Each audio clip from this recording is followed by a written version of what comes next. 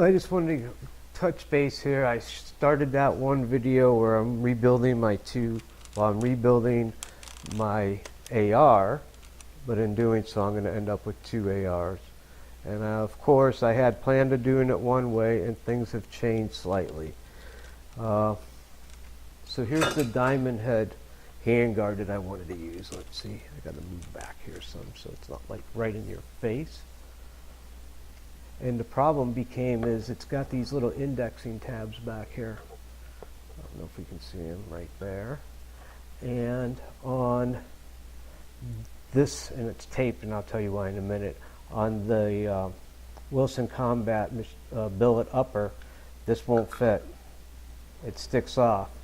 And they say on Diamond Head's website that you can grind these off for certain billets, and which I thought about, but this nut that it sits in is just a round nut and it has no indexing point of its own.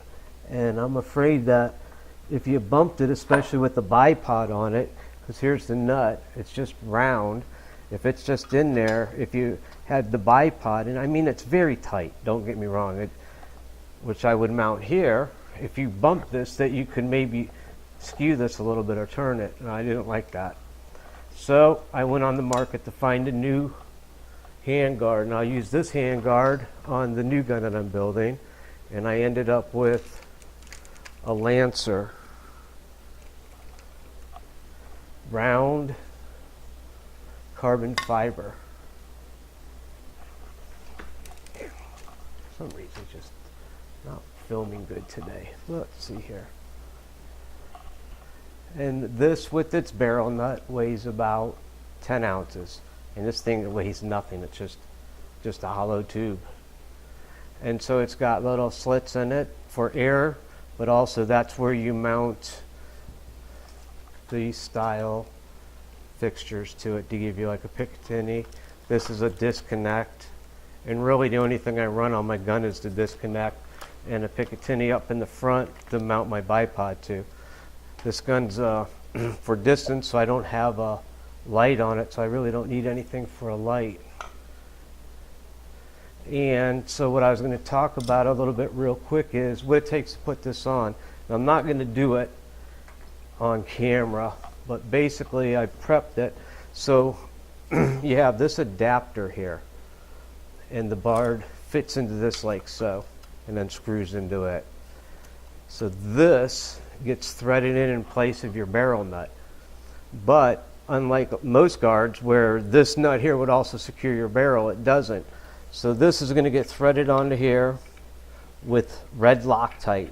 So basically I'm going to glue this nut onto this receiver. Then after this sets up overnight for 24 hours so the red actually hardens, this is the barrel nut that comes with it. So we're going to take this barrel nut and thread it back into here after you put the barrel in. And so this is going to actually lock it in place. And basically there's no set screw on this. You're gluing this on here, and that keeps this from turning while you're setting that barrel in place. And I can see where it works. I'm not 100% sure I like it yet, but red Loctite's pretty strong, and I think once really what you're doing is keeping this still while you're tightening the barrel down, because basically you're going to like jam nut this when it's all done. This is going to be under pressure, so it's not just going to back off, and it's also going to be holding on the barrel. They're recommending 50 to 80 pounds. You're going to have to time your tube just like a lot of them. My old one you didn't have to because the nut was below it, so I didn't even have to worry about this one, but this one I'll have to tune for the gas tube. And I just wanted to show that, give you an idea what it's all about. So you know, these just, let's crack one open real quick.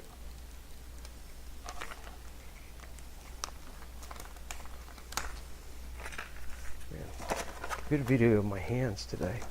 And these are little, they have a square, octagon shaped tube.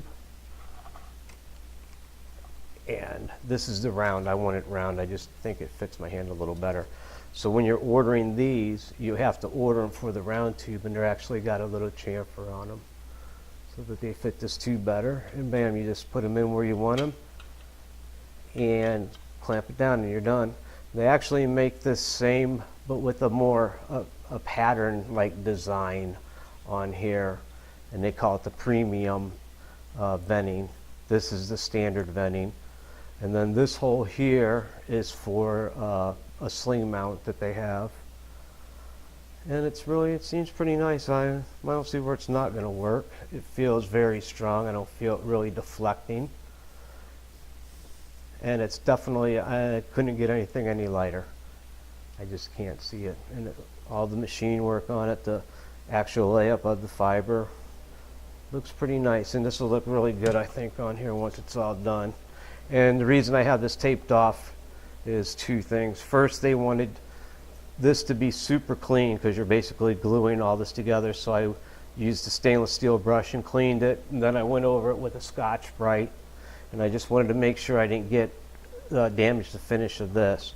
And I'll leave it on there until I'm done, because this seats, you seat it and then you back it off until you time it. So there's a very slight gap there. And I want to make sure that none of the red Loctite gets on it either.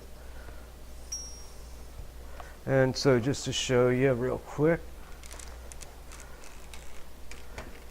I have a little pile of ARs over here now, parts. And my bench is kind of a mess because I have so many different things going on. What was I going to show you? Oh, a Voodoo Innovation lightened weight reduction bolt carrier group. And I had that titanium, I bought that extra titanium firing pin, I put it in here. I broke this whole thing down, I cooked it, and I frog lubed it. So this is all ready to go back in. Seems pretty nice. And these are all put back together, other than like I have a barrel ordered for this one. So when I get that, I'll show you. And I pretty much have enough parts now to put both of these together. I think the only thing I'm missing is one compensator. I have this one here that really matches. This is a diamond head. It kind of matches, but I don't know if I'm going to actually put this on my the gun with the new handguard, or if I'm going to put it on this gun. And this gun here I'm building with, it will have a 16-inch barrel, where this one still has the 18-inch weapons, V7 weapon system barrel. And I'm going to calibrate, I'm getting a 5.56 caliber for the other gun also. I thought about going to a 300 blackout or something like that, but I just don't want to screw around with a bunch of different ammo here. Where I buy ammo, both guns, I can take them. I don't have to worry about what I'm shooting out of what gun. It's all the same. All right, I just wanted to make that real quick. All right, thanks. Any questions, leave them in the comments. Thanks for the extra people who've jumped on. I like as many people on there. More comments would be nice, and that way I could help you out if I can. Thanks again. Bye.